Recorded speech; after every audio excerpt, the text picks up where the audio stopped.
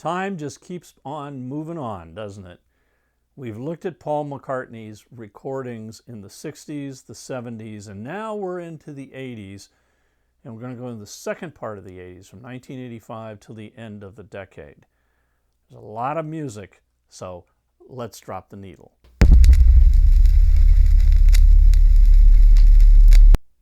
In 1986, Paul teams up with Eric Stewart of 10cc to record an album called Press to Play.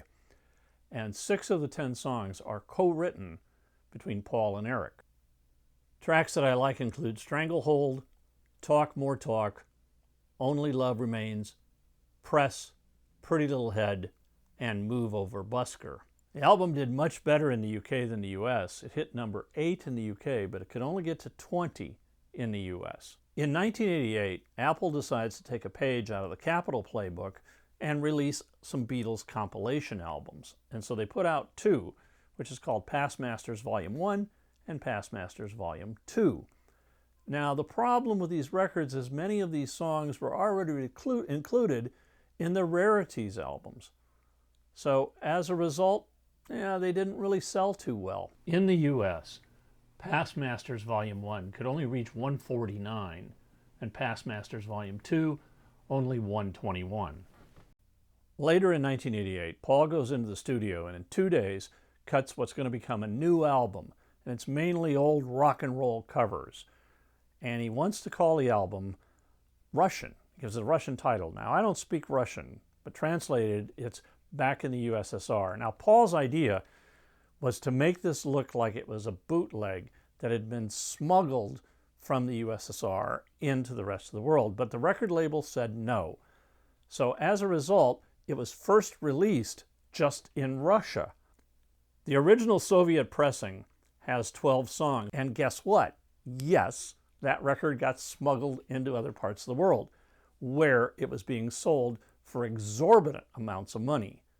And finally, the record label said, yeah, I think we'll release this. It's a rockin' album, and clearly, Paul is having a blast. In 1989, Paul decides to record another album. He goes into the studio and he invites a number of guests. Chief among them are Elvis Costello, and they start writing songs together. And Paul has commented that writing with Elvis was a lot like writing with John Lennon. But unfortunately, that relationship did not last all that long. It did create some great songs, and Elvis actually sings on one of the songs on the album that comes out, which is called Flowers in the Dirt. On this album also, you have David Gilmour of Pink Floyd and Nicky Hopkins playing piano.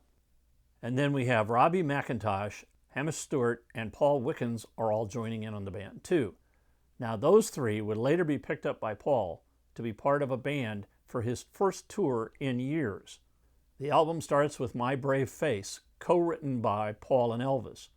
You Wonder Too, where Elvis not only co-wrote this, but sings as well. We Got Married, and Put It There, with Figures of 8, this one. Don't Be Careless Love, co-written with Elvis. That Day Is Done, again co-written with Elvis.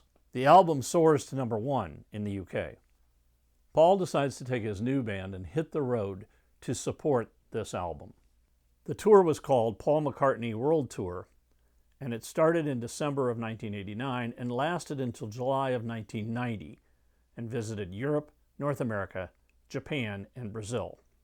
And with Paul on tour, we'll say goodbye to the 1980s. Now, as usual, I've created a Spotify playlist where you can listen to some of the songs that I've talked about in this episode. And here's the link, and I'll also put it in the comments below. Now let's just do a recap. Here are the albums Paul recorded in the 1960s. And now here are the ones in the 1970s. And now we've just seen the 1980s. As we move into the 1990s, our boy is going to take a turn towards the classical side of the street. It will be very interesting. Thanks for watching, and keep it rocking. If you liked this episode, hit the like button, and you can also leave me a comment down below, and I'll respond to you. If you subscribe, we'll let you know when future episodes come out.